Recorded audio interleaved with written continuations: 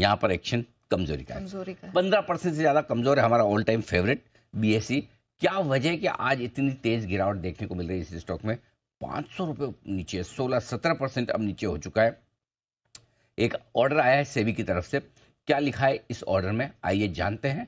आशीष हमारे साथ है तैयार बताने के लिए। आशीष बताइए। सर, बड़ी गिरावट स्टॉक में देखने को मिली है। कारण ये कि सेबी की तरफ से जो रेगुलेटरी फीस दी जाती है एक्सचेंजेस द्वारा, ये पूरे डेरिवेटिव्स पर, अब तक अगर आप देखें तो जो बीएसई है वो सिर्फ ऑप्शंस के प्रीमियम पर दे रहा था, लेकिन अब अगर आप देखें तो सेबी ने कहा है कि नहीं, आपको जो फी है ये देनी पड़ेगी पूरी नोशनल वैल्यू पर। इसका मेरा मतलब ये है कि सिर्फ प्रीमियम नहीं है, प्रीमियम इनटू जो कॉन्ट्रैक्ट साइज है पूरे, उसके हिसाब से अगर आप देखें तो वैल्यू में काफ़ी बड़ा डिफरेंस आ जाता है। और इसी के चलते अगर आप देखें तो बड़ा इम्पैक्ट है, 15-18% की गिरावट स्टॉक में देखने को मिली है। क्योंकि रेगुलेटरी फी अगर आप देखें तो FY25 के एडजस्टेड मुनाफे का 21% हिस्सा हो सकती है।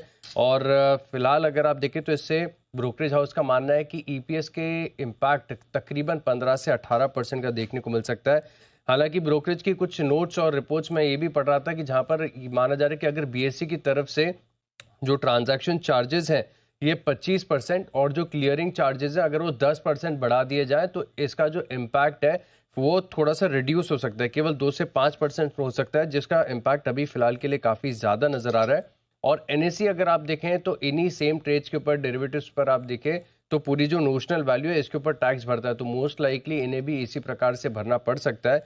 और इसी के चलते हम देख रहे हैं कि डोमेस्टिक ब्रोकरेज हाउस की तरफ से भी टारगेट कट्स बीएसई लिमिटेड पर देखने को मिल रहे हैं। और सुबह मैंने आपको जेफरीज की एक रिपोर्ट बताई जहां पर रेटिंग को डबल डाउनग्रेड कर अब होल्ड की राय दी गई और टारगेट प्राइस इन्होंने 3000 से घटाकर 2900 कर दिया। लेकिन बड़ा इम्पैक्ट है, ईपीएस में 15 से 18% का इम्पैक्ट एक्सपेक्टेड है, इसी के चलते स्टॉक में बड़ी गिरावट आई है।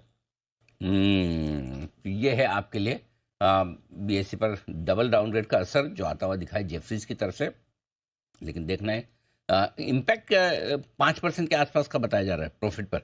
प्रॉफिट के ऊपर इम्पैक्ट बड़ा है, FY25 एडजस्टेड तो 21% है, 21% के आसपास, और ईपीएस का इम्पैक्ट 15 से 18% है। ओके। लेकिन एक उम्मीद है कि अगर ये अपने ट्रांजैक्शन चार्जेस 25% से बढ़ा दें और क्लियरिंग चार्जेस 10% से बढ़ा देंगे तो ओवरऑल इम्पैक्ट रिड्यूस होकर केवल 2 से 5% रह जाए। अगर ये बढ़ा देते हैं तो ताकि जो एनएससी के बराबर ले आए तो, हाँ, क्योंकि अभी इन्होंने एनएससी के से कम चार्जेस रखे हैं तो उसकी भरपाई हो सकती है।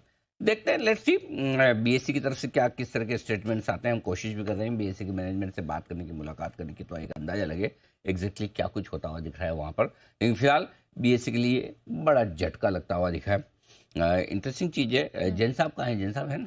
जैन साहब आमतौर पर इस तरह की पेनल्टी